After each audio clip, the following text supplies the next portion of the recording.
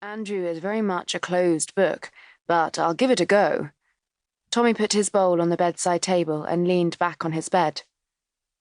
You'll be pleased to know Annie should arrive tomorrow, Clara added. Tommy's eyes twinkled. So you'll be sending her down into the servants' quarters to get the inside scoop? On past cases, Annie, the Fitzgerald's unconventional maid, had proved an asset when it came to learning the truth from servant circles. People all too readily forgot how much servants overheard and saw. Annie can help us pin down exactly when everyone was about. The servants are our best bet for their exact comings and goings. Servants see all. Well, I've missed Annie. She is far better company than that stuffy lot in there. Tommy gave a derisive snort. I can't get my head around them all. I thought Eustace was the mad one, but I'm beginning to think he is the sanest one of the lot. Yes, they do have that effect on you. I wonder when the police will call and take statements. They're letting them stew. Tommy stretched his arms over his head. The inspector is building up his background knowledge so he can come in here and strike hard. Still, I would have thought they would have called by now. As Clara spoke, the front doorbell rang and echoed about the house. You've talked them up again, sister.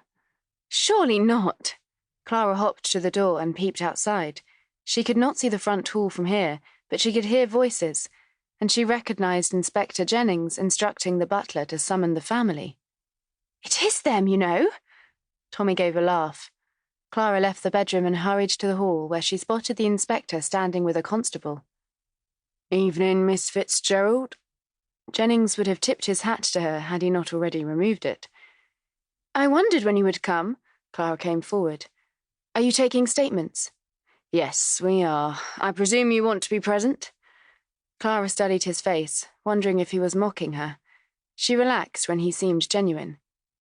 Yes, I would appreciate that. I could sit in a corner and take notes. Gloriana emerged a step ahead of the butler, who had fetched her, still dressed in her dinner gown. Her face bore an expression of perfect horror at the sight of policemen in her house. What on earth is this? She demanded. I've come to take statements from the family, Jennings answered politely. Could it not have waited until the morning? No, it could not, Jennings said firmly. Clara sensed what he was up to, putting the family on the wrong foot, catching them at a moment when they would be least prepared for attack.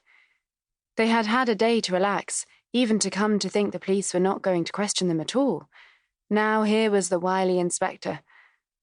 I suppose you should take over the drawing room. Gloriana pushed open the door to the room and stood there anxiously. You want to speak to all of us? Yes, but one at a time. We can start with you if you like. Gloriana's eyes went wide. Then she composed herself. Well, yes, let's get it over with. She headed into the drawing room in a daze. Her whole evening had just been turned upside down. She couldn't quite fathom why the police would want to talk to her. After all, she was not even Andrew's real mother. She had just been there, and yes, she had been cross about the ruined wedding. It had taken a good deal of effort and money to arrange. But it was not the end of the world. Hogarth's reputation would survive it. Andrew might have to be sent away. She had been considering that on and off the whole day, but otherwise they would survive. She perched herself awkwardly on a sofa and motioned for the inspector to sit where he pleased. Clara quietly took a place at the far side of the room, behind Gloriana and out of sight.